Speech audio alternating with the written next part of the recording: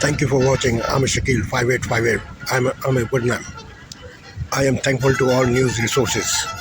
Following are the news which have been reported by American, European, Canadian, African, and Asian channels. Also, news agencies, writers, AFP and AP also reported the same news. Now the headlines. Israel is ready to go into Rafah despite of international call to its halt. Demonstrations in Israel against the Israeli government relating to the hostage crisis. After 6 months and using so much power, Israel is still far away from its goal, that is finishing Hamas. Upcoming solar eclipse creating hip-hop in North America and Canada. Ukraine vowed to continue war with Russia despite of no help from West. College women basketball championship in North America, South Carolina winner. Someone has won more than $1 billion in Oregon in lotto ticket. Russian foreign minister in China. African news are also included regarding Rwanda, Kenya. Now the news in detail. Tonight, preparing for the path of totality, one of the year's most anticipated celestial events. Communities ready for visitors with a solar eclipse visible to millions. We want to have all hands on deck. The state of emergency sparking a legal challenge. An eclipse is not an emergency. The tragic human toll 6 months into the Israel-Hamas war. I'm calling everybody, don't forget them. Thousands rally for hostages still not returned. Plus, an unbreakable bond. He's sort of like an underwater puppy dog now. The octopus encounter and newfound friendship. You're so pretty.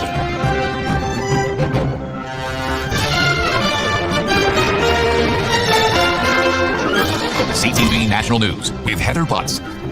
Good evening. We are now in the final countdown to a historic moment, the solar eclipse. People are preparing to watch the once-in-a-generation event. From small towns to big cities, millions across North America are in the path of totality. Hundreds of schools are closed, some communities bracing for an influx of visitors as skygazers seek the best views. CTV's Kamal Kramali is in Niagara Falls, where the event is now clouded by controversy over a state of emergency. There's something in the air here at Niagara Falls.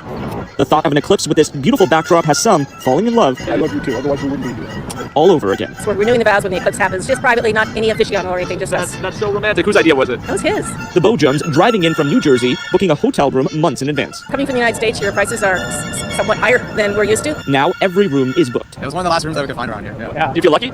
Yes. Others instead plan on driving down from Toronto tomorrow. Are you nervous about the travel? A little bit. But for some, the eclipse was overshadowed by a proactive state of emergency declared by the Niagara Regional Chair in response to the expected crowds. Now a legal challenge. A charity claims that was unlawful and filed a notice of application for judicial review, claiming with this precedent set, there would be nothing to prevent municipalities from declaring an emergency on every New Year's Eve, every major film and music festival. Your civil liberties can be harmed when emergencies are declared they are not real emergencies. The regional chair, though, says it's a cautionary measure. We think of things such as a major traffic accident we hope won't happen, or an infrastructure failure. Have you used any of those additional tools that come with declaring a state of emergency? We have not officially called on that. While Niagara Regional Police are independently calling on some outside help. We have support from the Ontario Provincial Police and up into the federal level. RCMP is going to help us. The Niagara Regional Chair adds he will not be going to the federal or provincial government for reimbursement if the region ends up spending more money than budgeted on tomorrow's eclipse, but hoping everything goes off without a hitch. Kamal Kramali, CTV News, Niagara Falls. Communities all along the path of totality in Canada are embracing the eclipse. Brockville, south of Ottawa, is one of those cities, and excitement there is building. I think it'll be pretty busy down here, yes. We're told it's going to be a bit of a madhouse. Visitors from far and wide are expected at a special event on the shores of the St. Lawrence River with a telescope viewing area and a flyover from the Royal Canadian Air Force. For more, let's bring in CTV science and technology specialist Dan Riskin. You are in the Niagara region where the celestial excitement is real. So Dan, I have to ask, how much of a bucket list event is this for you? It's huge. I can't even put it into words. I'm so excited. I don't think I've ever been this excited in my entire life. And I've got my kids with me here and my wife. So we're making a family event just to try to take it all in. And I'll tell you, when you talk to people in restaurants or you talk to people in the elevator in the hotel, everybody just wants to talk. And of course, we're all talking about the eclipse and everyone's excited. Some people have seen it before. Some people have come a long way. For people like me, it's not that far. It's their first one. But everybody's got this excited, happy energy. And it's the kind of thing that, just a celestial event can bring that I don't think you get from anything else. Dan, some regions are expecting a bit of cloud cover tomorrow. Will people still be able to experience it fully, even with a bit of cloud?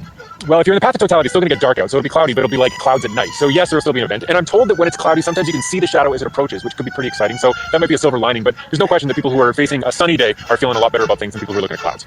Other than looking at the sun with proper glasses, what should people pay attention to really get the most out of the experience? I think this is all about just being present in the moment. It's like a wedding day. I mean, you just got to really enjoy the day because it'll be over before you know it. And so that's what we're definitely doing. Some great advice there, Dan. Thanks so much for joining us. The clock is ticking down to the official release of the federal budget, though the Liberals have made a number of announcements recently. Most of the funding has been directed at housing. Today, a high-tech pledge. CTV's Colton Prale reports. Budget 2024, we'll invest a massive injection of funding, $1.5 billion. For weeks, Justin Trudeau has traveled the country selling snippets of his upcoming budget.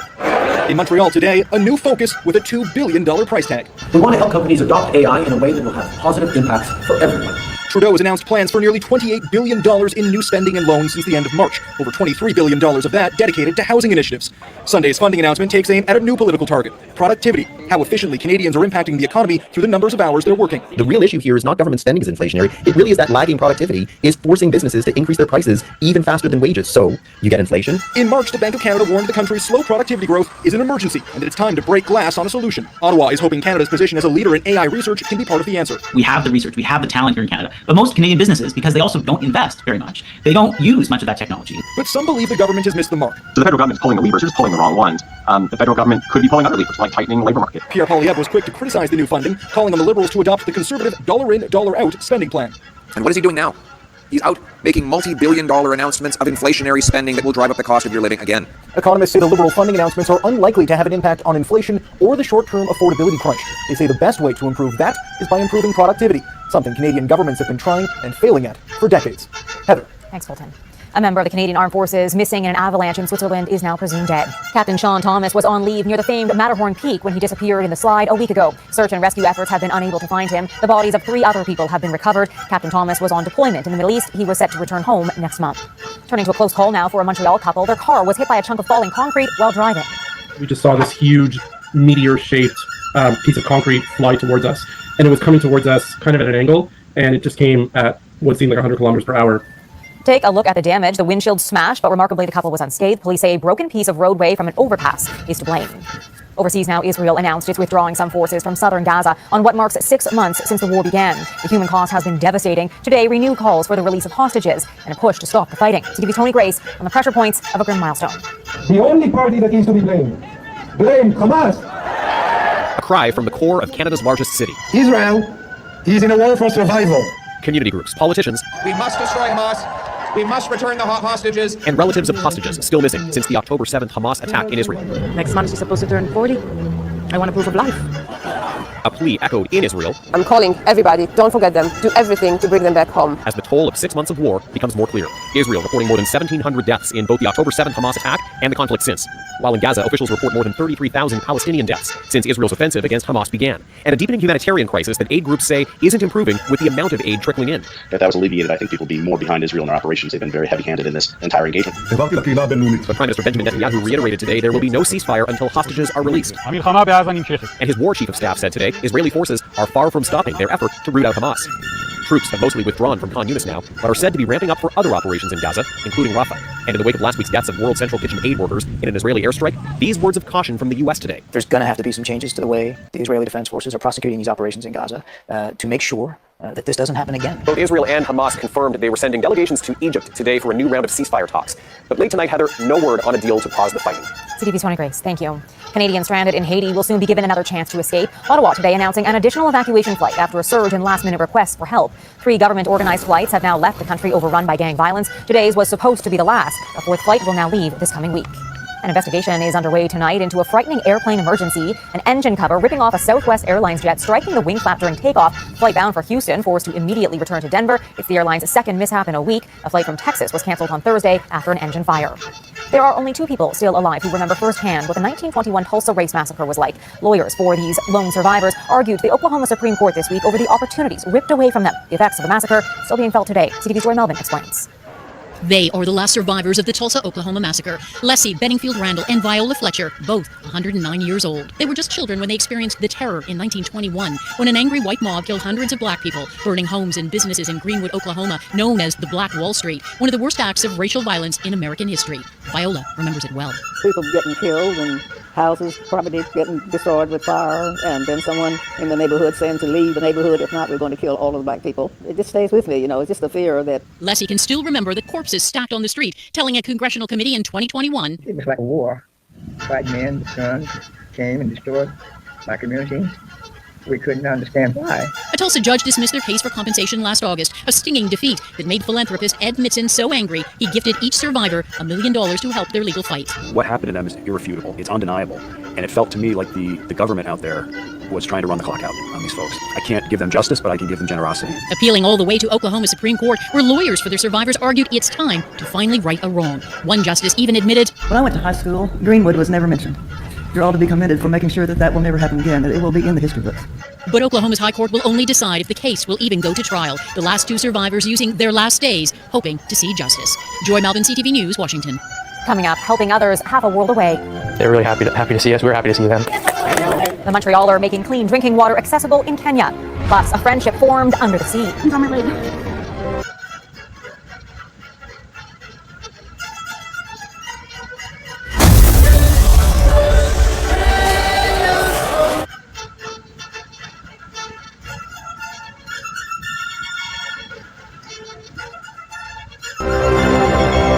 A Montreal teenager has just returned home from Kenya, a trip that was a decade in the making. He spent years dedicating his spare time to helping others, raising money for wells in small villages. SCTV's Olivia O'Malley reports the chance to see his labor of love in person for the first time has inspired him even more. Up until this moment, Joshua Morin-Surrett had only ever seen pictures of his very first namesake well. Now, years later, he pumped clean water from it. Pretty great. I think we were kind of talking about how it was a very humbling experience. Morin-Surrett and one of his mothers, Corianne Surrett, were in Kenya for 2.5 weeks. The duo traveled to Kakamega to visit the 3 wells they've funded and meet the people they've helped over the past decade. They're really happy to see us. We're happy to see them. The people were just amazing and welcoming, and everywhere we went, welcome, feel welcome.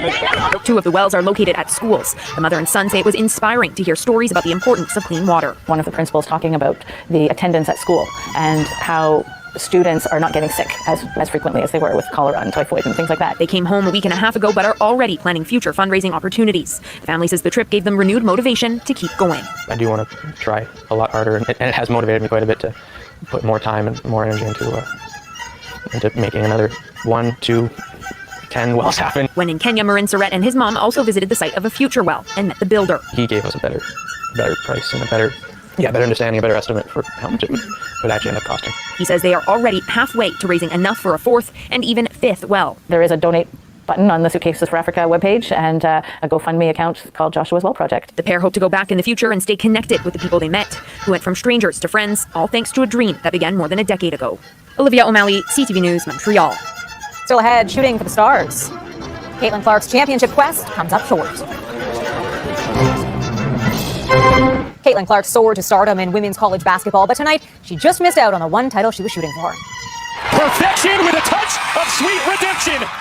Clark poured in 30 points, but her Iowa Hawkeyes fell short against unbeaten South Carolina, losing the national championship game at March Madness. There's going to be tears. It is sad that this is all over, and this is the last time I'm going to put on an Iowa jersey. So I think just reflecting back and, soaking in everything I was able to do.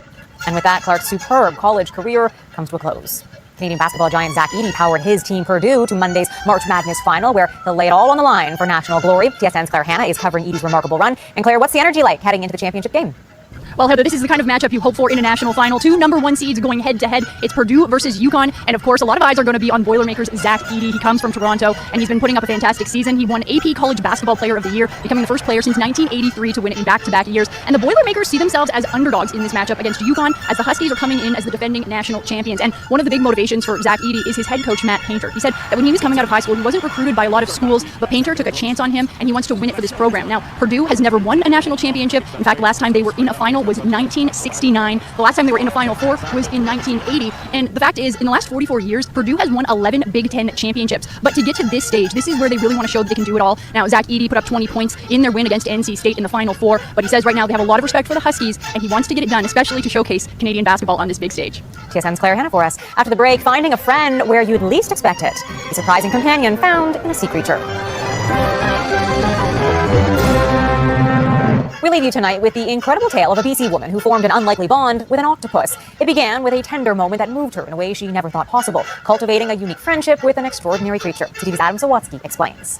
When Catherine Dobrovolsky began her daily walks by the water, she never expected to form a friendship. I just wanted to get some exercise in and enjoy the fresh air. But Catherine soon realized she wasn't alone in being active by the ocean. Every day there was something new here. It became addictive. While the creatures Catherine encountered and caught on camera were countless, there was just one that really captured her imagination. Just watching it, camouflage and the way it moved, I was hooked. Catherine kept her eye out for other little octopi until one day she noticed a big blob. I just said, oh my God, I got to get a better, closer look. Catherine was surprised to find the biggest octopus she'd ever seen, who rushed to get a better, closer look at her too. I'm scared. The grip was so tight, it felt like I was getting my blood pressure taken in my legs, and I was petrified. I was freaking out. Catherine attempted to calm herself down by taking big breaths. I just all of a sudden started to relax, and then he did. The octopus loosened its grip, left her leg, and transformed into a shape that felt like the start of a wordless conversation. There was a connection. He felt me, and I felt him. Oh, you're beautiful. And they spent the next hour together. It was the best day of my life. Before continuing their conversation over the past few weeks. Oh, he's sort of like an underwater puppy dog now. Love you. Now, Catherine says the octopus she calls baby seems to recognize her, regularly swimming up to her leg to give a hug and receive an appreciative pat. You're so pretty. Now we're buds. And their friendship, Catherine says, is powerful and a privilege. I was giving him love, and he gave me love back. A love that Catherine hopes will inspire others to connect with the natural world, with curiosity, appreciation, and respect. Adam Sawatsky, CTV News, Victoria. Quite the experience. That's our show for this Sunday. I'm Heather Butts. For all of us at CTV National News, thank you for watching. Morella Fernandez is here tomorrow. Good night.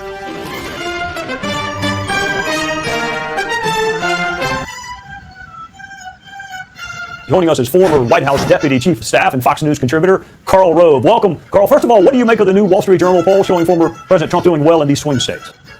Well, it's good news for Trump, bad news for Biden, but let's put it in perspective here. Here are the states. I've ranked them by the margin for Donald Trump. Best state was North Carolina, which he carried last election, so that doesn't advance his cause, it just keeps him status quo. And then Arizona up by 3, up by 5, and Nevada up by 4. These are outside what we call the margin of error. So these numbers you have a greater likelihood of being actually accurate because the margin is so big. And this is good, picks up 2 states, but this is 11 electoral votes. This is 6. It doesn't get him to 270. Now, these are the states where we're inside the margin of error. 3 points in Michigan, 3 points in Pennsylvania, 1 point in Georgia, and dead even in Wisconsin. So these are close. And 2 things about it. One is that in order to win, Donald Trump has to win at least 2 of the 4 states down here. And being as close as they are, this means that the races are, look, the races that are 1 or 2 points apart, 7 months out from election, are essentially dead even. Either person could win. This could be a coin toss. In fact, these states, aren't necessarily out of reach. This one probably is. North Carolina, big enough margin there, and it voted for Donald Trump last time. But even there are some problems. Bottom line is, Trump looking good today. Can't take it for granted because too many of these states are too close, and he's got to move beyond just simply the 3 states where he's outside the margin of error. I want to do something radical, which is maybe strategize how to do more than barely win, how to go from winning by a little to winning by a lot. So polling during the primary suggested Nikki Haley supporters and what are derisively referred to as rhinos might not come home to the GOP candidate this fall. Is that threat still out there, and is it a real threat? Oh, it's absolutely out there and a real threat. Funny you should ask. I've got a whiteboard for that. Think about this. North Carolina was March 5th. Nikki Haley got 250,000 votes in North Carolina. That is 3 times Donald Trump's victory margin 4 years ago. Next day, she suspends her campaign. The 12th, Georgia votes, and she gets 77,000, nearly 78,000 votes, and she said, I'm suspending my campaign and ending it. And still 78,000 people vote for Nikki Haley in a state that Donald Trump lost by about 10,000 votes. And then this week, Wisconsin, a state that Trump lost by about 20-some-odd thousand votes, Nikki Haley got 76,000, nearly 77,000 votes on Tuesday night of this week. And the same night, we have primaries in New York, Connecticut, and Rhode Island, and between 1 out of 6 and 1 out of every 7 Republicans who turned out and voted in those primaries voted for Nikki Haley, who's been out of the race now for most of March and a couple of days of April, for almost a month, 4 weeks. So yes, there's a problem there, and Donald Trump needs to wake up to that fact. He was dismissive of it. He said some nice things on one time, and then when pressed on the issue said, I don't think I need too many of those votes. This is a problem. He told those people during the course of the primary that if they financially supported Nikki Haley, they were, quote, permanently barred from the Republican Party. And what happened is people started printing up t-shirts saying permanently barred. He needs to heal the Republican Party. Nobody can go into a general election with a disunited party and hope to have an easy run of it. All right, speaking of the general election, No Labels is out, but Robert Kennedy Jr. is in. Does Karl Rove think he hurts Biden, Trump, or both? I think right today it's both, but the thing that we don't know about is how third parties, how those candidates tend to play over the course of the campaign. You can sort of say, look, the Libertarian is going to tend to take votes from the Republican, and the Green Party is going to take votes from the Democrat. He's a different character. The Kennedy name and his views on climate and the environment make him on the left. His views on vaccines and vaccine did not place him on the right. So today, the latest polls show that he's pulled equally from both sides, but we don't know what's going to happen 7 months from now. I will say this. I don't know where he's going to be in November, whether he's going to be pulling more from a Democrat or Republican, but just think about this. The last 2 elections have been settled by the third-party vote. In 2016, nearly 7%, over 6% of the voters voted for a third-party candidate. It was slightly less than 2% in 2020. Yet in each instance, in critical battleground states, they had a big impact. In 2016, the Green Party candidate in Wisconsin, Michigan, and Pennsylvania gets more votes than Hillary Clinton lost those states by. And in 2020, the Libertarian candidate who was from your state of South Carolina, she's a lecturer in psychology at Clemson University, Jo Jorgensen, she got more votes in Arizona, Georgia, and Wisconsin than Donald Trump lost those states by. So the third-party voters this fall are going to have a huge impact on the election. We sort of know what's going to happen where the Libertarian voters might go if they get traction, or we sort of think what would happen if the Green Party candidates or Cornel West gets going, where they're going to take votes from. But Robert Kennedy Jr. is going to be a coin toss, and let's find out where that coin falls. But we don't know today. Karl Rove, I got to get in touch with your agent because I got to have you back to talk about the Senate. I wanted to talk about the U.S. Senate, but I got to have you back. So I will contact one of your agents and get back on your calendar. In the meantime, thank you for joining us on Sunday night. You bet. All right, thank you, Karl Rove. Hey, Sean Hannity here. Hey, click here to subscribe to Fox.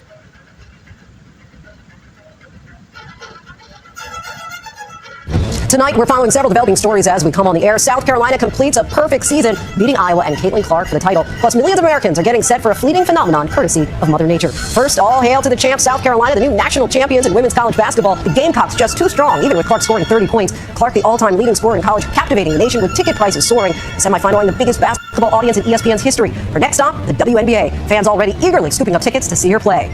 Also tonight, the final countdown to the solar eclipse. The latest forecast from our weather team on which cities have the best chance to see it. From Texas to Maine, millions on the move, a mad dash to get to prime viewing areas. Car rental companies redeploying personnel to handle the crush. Small business owners hoping to cash in, some told to be ready to sleep in their stores. Team coverage of the eclipse across America. The major developments in the Middle East tonight, 6 months after the Hamas attack on Israel. The Israelis withdraw all of their ground troops from southern Gaza. Is this a first step toward a ground invasion of Rafah? Israelis say is the last Hamas stronghold. Iran issues a dire warning, appearing to threaten an attack on Israel's embassies.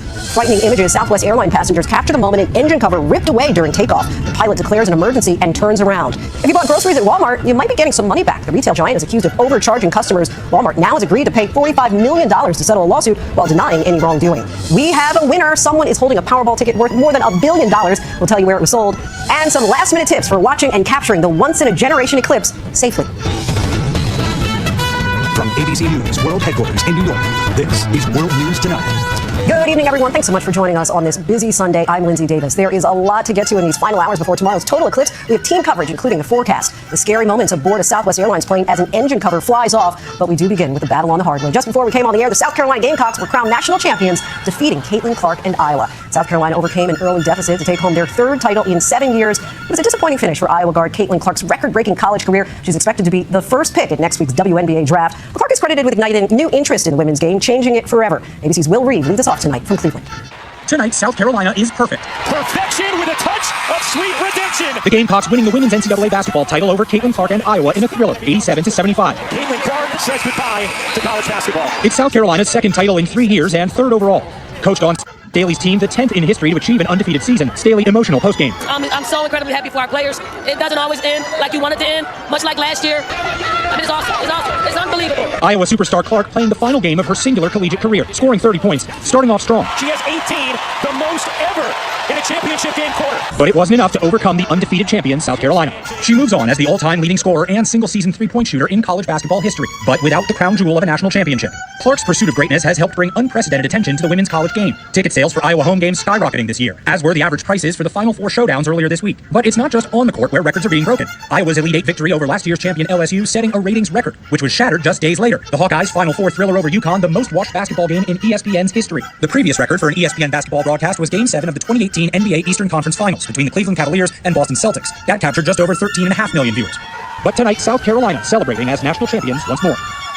Clark will now enter next week's WNBA draft as the presumptive #1 pick, and the Caitlin Clark effect is already hitting the league. Ticket sales are up across the board. But Lindsay, one more game in this college season. Tomorrow night it's the men's national title game. UConn against Purdue down in Phoenix. UConn has a chance to repeat. They'd be the first to do that since the University of Florida in 2007. Lindsay? Well, thank you. Robin Roberts is in Cleveland, and we'll have much more on that game tomorrow morning on Good Morning America. All that basketball excitement, though, may soon be eclipsed by some celestial excitement as we are now in the final countdown to the solar eclipse. From small towns to big cities, Texas to Maine, more than 2,000 miles long, millions are preparing to witness the once-in-a-generation event in the U.S. that is now just hours away. Our team is spread out across the country tracking the preparations for the big event. We start with a question that so many are asking: will the weather cooperate, or will cloud coverage put a damper on it for some spectators? ABC meteorologist Samara Theodore joins us now from Indianapolis. All right, Samara, time this all out for us.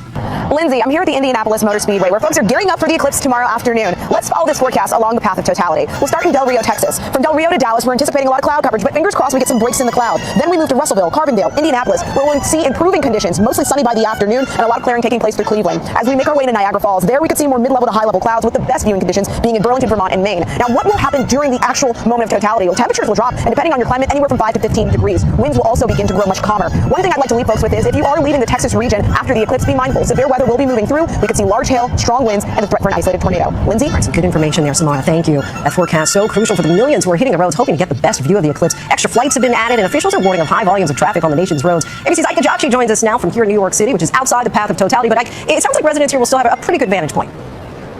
That's right, Lindsay. All along the path of totality, officials want you to expect delays not only on the roads, but especially here in the air. Now, the FAA issuing a travel warning from tonight until Wednesday, anticipating a lot of traffic in the skies, not just for the eclipse, but also for spring break. They expect nearly 150,000 flights from today until Tuesday. Now, millions of people are expected to travel to see this event. According to Airbnb, 1 out of 4 guests with a reservation tonight have booked to stay along the path of totality. That spans over 2,000 miles, with Texas among the most booked states and Indianapolis representing the most booked city. Now, on the roads, expect no different. The DOT expects congestion and distracted driving on roads along that path of totality. Now, they're saying avoid traveling if you can, but if you happen to be on the roads, don't pull over to the side to take a look, and definitely look out for pedestrians. Lindsay? Some great tips there, Ike. Thank you. And many of those millions Ike mentioned who are traveling are heading to some of the small towns along that path, places that are pulling out all the stops for the expected influx of visitors. Places like Waxahachie, Texas, population 45,000, where they are bracing for at least 100,000 guests. ABC's Rena Roy has more on the preparations underway from Niagara Falls, New York.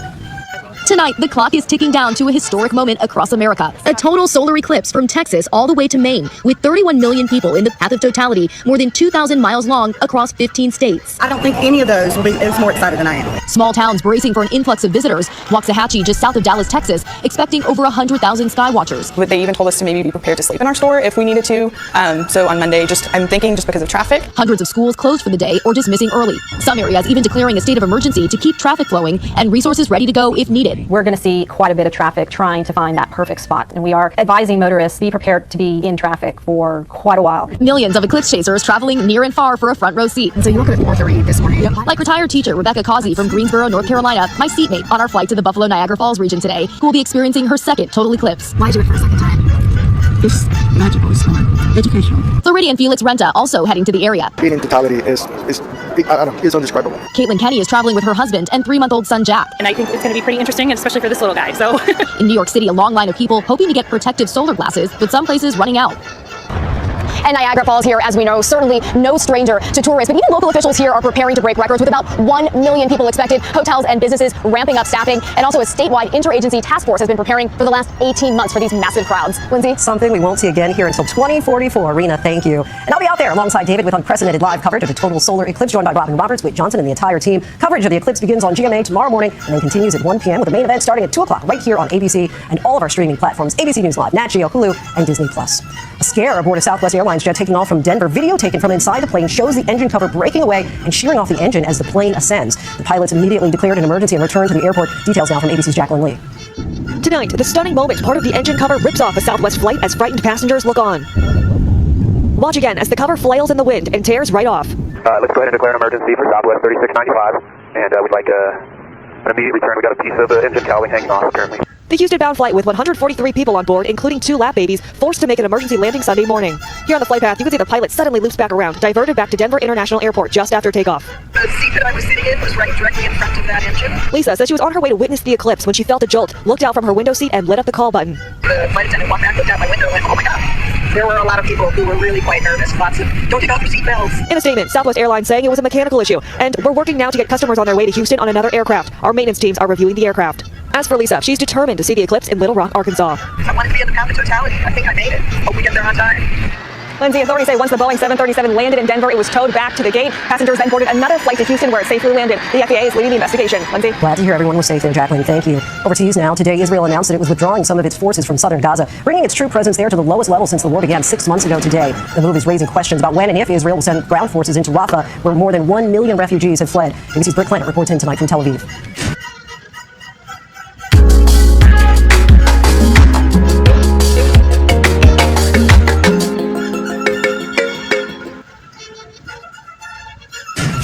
Tonight, Israel saying it's withdrawing ground troops from southern Gaza in preparation for future operations, including an expected ground offensive into Rafah. The war in Gaza continues, IDF Chief Herzi Halevi says, and we are far from stopping.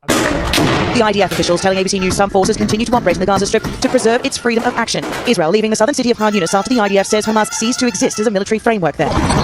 Residents today returning home to wreckage and devastation. It's a shock, one man says. The destruction is unbearable. Israel saying Rafah is Hamas's last major stronghold, but it's also where 1.3 million displaced Palestinians fled for safety from central and northern Gaza.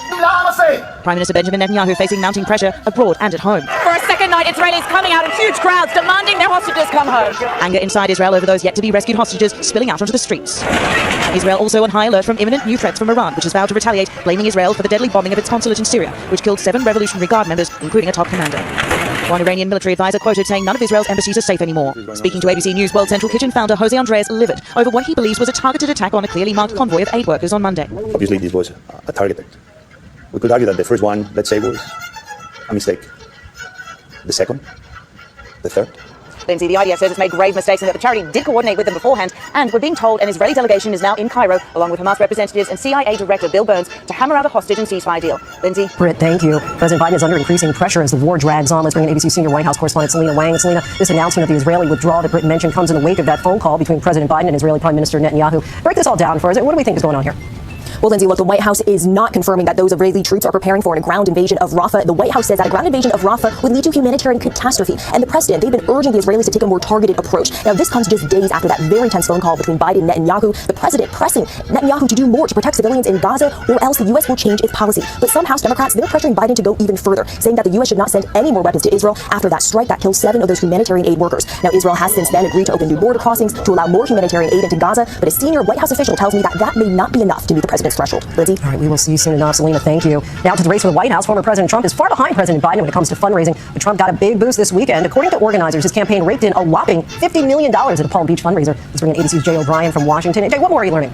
Lindsay, tonight a campaign official telling ABC News that at that exclusive fundraiser, former President Trump telling that group of ultra-wealthy donors that if he took office again, he would work to keep their taxes low by expanding his Trump-era tax cuts. The campaign saying that it raked in a whopping $50 million from this event. It was the Republican response to that massive Democratic fundraiser last week with President Biden and former Presidents Clinton and Obama that brought in an estimated $26 million, a record number for that party. Now, the Trump campaign is still trailing Democrats in their overall campaign cash, filing showing former President Trump using much of his campaign war chest to pay for his mounting legal bills. Lindsay. All right, Jay O'Brien for us. Thanks so much, Jay. And there's so much more ahead on World News Tonight this Sunday. If you bought groceries at Walmart, you might be eligible to get some money back. And later, safety first, the best ways to watch the solar eclipse. Next tonight, a frightening sight for beachgoers in South Florida. A small helicopter went down just off Key Biscayne on Saturday afternoon. The pilot had reported engine trouble. Help arrived within minutes. Florida Fish and Wildlife personnel rescued the pilot, who was the only one on board and who suffered minor injuries. If you bought groceries at Walmart in recent years, a retail giant might owe you some cash. Walmart has agreed to pay $45 million to settle a class action lawsuit claiming it overcharged some customers for certain groceries bought in store. That's from October of 2018 to January of this year. Customers could be eligible to receive up to $500 if they kept receipts, or $10 to $25 without them. Walmart denies the allegations, but told ABC News, "We believe a settlement is in the best interest of both parties." Still ahead, someone is holding a Powerball ticket worth more than $1 billion. We'll tell you where it was sold. To the index now. Saturday's Powerball drawing was delayed for several hours so lottery officials could complete security procedures. For one lucky ticket holder, it was certainly worth the wait. The lone winning ticket was sold in Portland, Oregon. The winner has not yet come forward. The jackpot was more than $1.3 billion. And when we come back, the best ways to watch and capture the solar eclipse and stay safe. Finally tonight, some last-minute tips for watching tomorrow's solar eclipse safely. First and foremost, to avoid damaging your eyes, don't look directly at the sun without glasses approved by the American Astronomical Society. You may still be able to find them at drugstores or your local library. If that's not an option, our chief meteorologist Ginger Z can show you how you can easily make a pinhole projector to view the eclipse with your back to the sun. You'll need a cereal box, aluminum foil, and some tape. Her video is up on our website. Taking pictures will be tricky. You might not get the best resolution on your smartphone without using a filter. They're available at most photo stores. Thanks so much for watching. Have a great night. Thank you for making World News Tonight with David Muir, America's most watched newscast.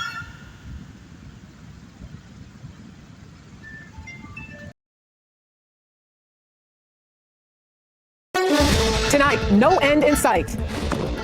6 months into the war in Gaza, Israel's fight with Hamas at an impasse. The territory in ruins. The human cost devastating. They've got to change the way they're doing it. Israeli troops today on the move. I'm Holly Williams in Tel Aviv. A division of Israel's military has now left the Gaza Strip. Emergency landing. A Southwest 737 loses an engine cover on takeoff. Also tonight, eclipse excitement. Cities and towns in the path of totality, racing for huge crowds and sky-high prices. I'm Janet Shamlian in Kerrville, Texas, where the countdown is on and the crowds are rolling in. EV euphoria, why buyers are powering down. I'm Elise Preston in Los Angeles with a look at how declining EV sales are prompting automakers to pump the brakes on production. And later, stargazing, the push to turn off the lights so you can see in the dark. It's just really gratifying for somebody to look through the telescope for the first time and they see the moon, and it's like, wow. This is the CBS Weekend News from New York with Jerika Duncan. Good evening and thanks for joining us on this Sunday. We begin tonight with a war in Gaza. Today, Israel withdrew most of its ground troops out of the besieged territory. It happened exactly 6 months to the day that Hamas militants launched a surprise attack, killing hundreds of Israelis and taking hostages. The human cost on both sides has been devastating. Thousands killed in Gaza, the territory there now reduced to rubble. CBS's Holly Williams is in Tel Aviv tonight with the very latest. Holly. It's 6 months to the day since Hamas launched its deadly attacks and this war began. Today, Israel announced that some of its forces have left the Gaza Strip. Israel's military says it now has just one division inside the Gaza Strip. The other division that was there moved out in the last 24 hours. The remaining troops are positioned along Gaza's border with Israel, as well as north of a new road built by the Israelis cutting across the Gaza Strip from east to west. It's thought the road is part of Israel's planning for after the war. CBS News producer Marwan Al-Ghul reports from southern Gaza that it's now possible to move freely all the way to central Gaza, which has not been possible for the last 3 months. It's an evolution of the war effort, an Israeli military spokesman told CBS News, and not a partial withdrawal from Gaza. He would not share exact troop numbers. It comes just days after a phone call between President Biden and Netanyahu. The president told the Israeli leader that the humanitarian situation in Gaza was unacceptable and warned him that US policy on Gaza would depend on Israel taking steps to reduce civilian harm. Biden's tough words appear to have had an impact. The American ambassador was shown the Israeli military's new humanitarian and deconfliction cell, and the United Nations says Israel has made commitments to allow more aid into Gaza, including an extra 100 trucks a day through crossings in the south. 6 months into this war, Israel is still scarred by the October 7th attacks and hoping for the return of the remaining hostages. But Jerika, the devastation reached in Gaza, where the Hamas-run health ministry says that more than 33,000 people have been killed, means Israel is also facing growing international condemnation. Holly Williams for us tonight in Tel Aviv. Thank you. Tonight with Gaza in ruins, Israel is increasingly at odds with its closest ally, the United States. CBS's Skylar Henry is at the White House with more on that part of the story. Skylar. Hey, Jerika, good evening to you. Well, the White House says there is growing frustration within the administration over Israel's war strategy.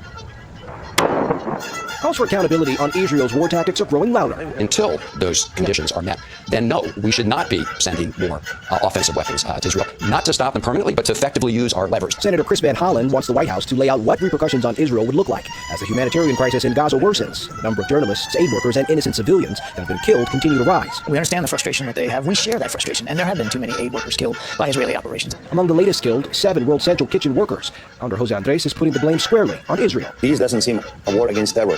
This doesn't seem anymore a war about defending Israel. This really, at this point, seems it's a war against humanity itself. Lawmakers return to Capitol Hill this week with a full to-do list. The GOP-led House is expected to take up a resolution as early as Wednesday, criticizing President Biden's demands for an immediate ceasefire and what some Republicans call one-sided pressure on Israel with respect to Gaza. Jerika. Skylar Henry at the White House. Thank you. Today, a safety scare for some Southwest Airlines passengers. An engine cover fell off on takeoff, forcing an emergency landing in Denver. CBS's Chanel Call has the details on exactly what happened. Chanel. And Jerika, this plane was grounded just 10 minutes after takeoff. Tonight, all 141 passengers and crew on board are safe, though this is just the latest incident involving a Boeing aircraft, as the company now faces mounting scrutiny over safety. As the Southwest Airlines Boeing 737 took off from Denver, passengers inside could see one of the engine's metal covers peel off. Let's go ahead and declare an emergency for Southwest 3695, and we'd like an immediate return. The FAA saying the plane's engine cover detached during takeoff, striking a wing flap. It's important to note the engine was made by CFM, not Boeing, but it comes following several recent high-profile incidents. Last month, video captured the moment a wheel fell off a United Airlines Boeing aircraft. Boeing paid $160 million to Alaska Airlines after a door panel blew out mid-flight back in January. We've got several events, but none of which seem to be related. This one this morning, more than likely a maintenance issue, despite some very scary and publicly seen events. Our aviation system in the United States is very safe. These incidents are rare. There has not been a commercial aviation disaster in the U.S. since 2009. Jerika? Important to note that. Chanel Call, thank you. Tonight, soon-to-be sky gazers are on the move across North America for a rare celestial event, a total solar eclipse. Take a look. This is a 115-mile wide path of totality, where the moon will obscure the sun's light. As you can see, hundreds of cities and smaller towns in 15 states, from Texas to Maine, lie right along that path. It's home to an estimated 31 million Americans. Big crowds and a lot of traffic are expected. CBS's Janet Shamlian will be among the many looking up. She's in Kerrville, Texas, with the perfect spot tonight for us. Janet. Jerika, good evening to you. They're bracing for the impact of crowds. The city of Kerrville now asking people to be in place more than 3 hours before the eclipse starts and ahead of those few minutes of darkness during totality tomorrow. Today, what we're seeing, high prices and heavy traffic. The last-minute rush to witness history. That's why we're here. Oh, yeah? We're here from New York. Thank you. At the San Antonio airport, packed planes and high hopes. I'm very worried about the weather. I'm trying to do my no cloud dance. No cloud dance. Accommodations along the path of the eclipse are either sky high or all this map of sold-out Airbnb properties in red, following the path of totality. Seeing an eclipse is often a once-in-a-lifetime event. Not for you. That's correct. Not for me. I've seen 20. all over the planet. 7 continents and 6 oceans. This is like the last eclipse. Letitia Farrar will watch her 21st alongside millions of others in Texas. Small businesses like The Winery, a winery in Fredericksburg, Texas, hoping to cash in. You're going to have specialty wines produced just for the eclipse, specialty glassware. Another lure? A real rhino. An astronomical event like the eclipse comes with out-of-this-world logistical challenges. For example, this road in Kerrville, Texas will be all one way, just like they do during hurricane evacuations. This is where NASA will be, and Mayor Judy Eichner is expecting 100,000 or more in a city of about 25,000. So you're changing the traffic flow of the city? absolutely. The countdown is on. NASA will broadcast from Kerrville, and Billy Jean's expects to serve 1,700 people. I got a chicken fried chicken, gravy all over. Triple a normal day. As for predictions of clouds, the Weather Channel's Stephanie Abrams says, don't give up hope. I saw an eclipse in 99. It was cloudy. I'm telling you, dark clouds. And for totality, the clouds parted. We saw totality, and then the clouds closed up again. So I'm saying there's a chance. So we will keep hope alive. Signs along the interstate here advise people to arrive early, stay put during the eclipse, and then afterwards leave late. And the Texas Department of Transportation offered some guidance to drivers you think they would already know, but they said, do not wear these eclipse glasses while driving. That's right. You'll be able to see the road, Janet. Thank you. Well, CBS will have live coverage of the eclipse starting at 2 p.m. Eastern on this broadcast network and on our streaming channel as well. Well, on the CBS Money Watch, hybrid cars are back in the spotlight. Sales are surging as all electric vehicle sales slow down. CBS's Elise Preston is in Los Angeles and took a drive to find out what's happening there, Elise. Jerica, EV enthusiasm is fading. Slumping sales and production delays make it clear that it's not quite full speed ahead to America's all-electric future. Electric vehicle sales in the U.S. are sluggish. Many shoppers say they want lower prices, batteries that last longer, and a reliable charging network. How long are you going to wait to be able to charge your car? I mean, to be honest with you, you don't really have a lot of choice. The infrastructure is not very good. Nationwide, EV sales are down 7% so far this year, causing Ford to delay production of the next-generation electric F-150 and a 3-row SUV. GM scaled down its 2024 EV sales projections by as much as half. What does this mean for the industry over the next 5 years? I mean, I'd say over the next 5 to 7 years, we probably now have about 25-30% less potential EV buyers, and that's a big wake-up call for the industry. Production problems caused Tesla sales and stock to fall. Reuters reported that the company canceled plans to build a $25,000 entry-level family sedan. Competitors are coming from all angles. One of those competitors, Volvo, just set a company sales record powered by its popular EX30 electric SUV. While demand is down for EVs, plug-in hybrid sales are up more than 50%, with many of those vehicles qualifying for tax credits. Jerica? I love those tax credits. Elise Preston in at Los Angeles tonight. A powerful player in Portland, Oregon. Powerful why? Because they won the big $1.3 billion jackpot. Until last night's drawing, no one had won Powerball since New Year's Day. Straight ahead on the CBS Weekend News, an exclusive eclipse experience at 35,000 feet. Eclipse excitement has skyrocketed ahead of tomorrow's main event, and one airline is giving passengers what they describe as a unique experience, 30,000 feet in the air. CBS's Manuel Bojorquez got a preview. We'll start a left-hand turn. Delta Airlines captains Phil Marshall and Phil Daniels recently hopped inside this Airbus 220 simulator at the company's headquarters in Atlanta. They're experienced pilots, clearly. But come Monday, they'll be doing something new, chasing a solar eclipse. When opportunity comes up, it's really special. And I think that we're going to be able to provide a really unique experience. Delta offered the first April 8th flight from Austin to Detroit last month. It sold out within 24 hours. So the airline added a second flight from Dallas to Detroit, routes chosen because they're nearest to the path of the eclipse. They'll operate normally until they reach an area over southeast Missouri. Ready. That's when, as we saw in the simulator, the captains plan to bank the plane 30 degrees once on each side to give passengers a view of the eclipse. They'll have 4 minutes of total eclipse time to do it. It seems like a lot of things have to align in order for that to happen. Absolutely. But that's what we're good at. And we've got fuel planning and flight planning and real-time support. That's coming from Delta's Operations and Customer Center, where we learned the level of precision needed to make it all happen. The moon's shadow will travel at more than 1,500 miles per hour over the United States, even faster the further north it gets.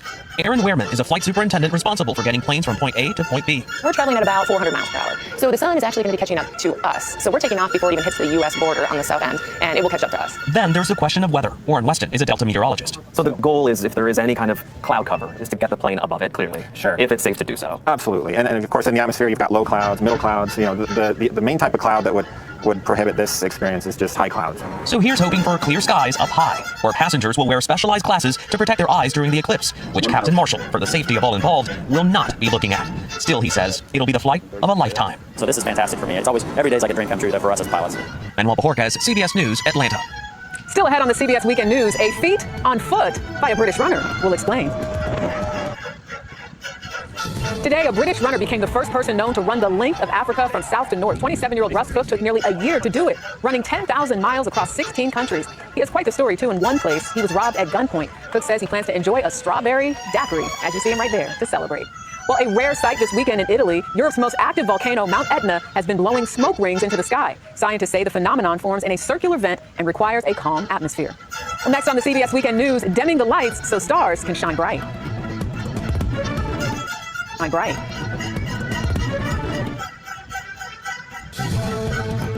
We end tonight looking up, not at an eclipse, but at our light-filled skies. In tonight's Weekend Journal, CBS's Joy Benedict in Los Angeles reports on a push to dim the brightness so that we can see the stars.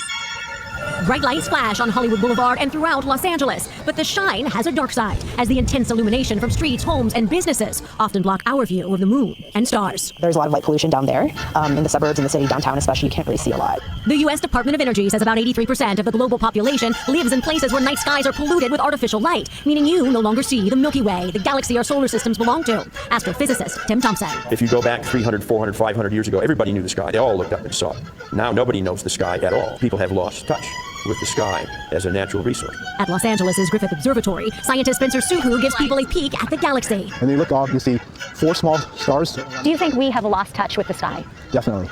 That's really sad. He and other scientists say too much light at night is causing problems for humans, the environment, and animals. Bad for wildlife. Interferes with bird migrations, animals that depend on the night skies for navigation. But light pollution can also affect our health, with studies linking it to sleep disorders, depression, and obesity. 99% of people in the U.S. live in places that are polluted by light. L.A. County has a dark skies ordinance and has just launched a new campaign to get folks to dim the light, asking homeowners to point lights down, cover outdoor fixtures, and use timers, because this is the easiest type of pollution to fix. Why is it so important for you to come out here and show this to people every night? It's just really gratifying for somebody to look through a telescope for the first time and they see the moon or they see a planet, and it's like, wow. A perspective that is truly out of this world. Joy Benedict, CBS News, Los Angeles.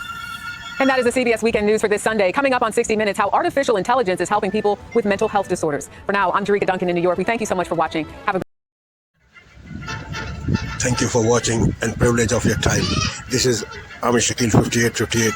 I am Amir Woodman. Have a good life.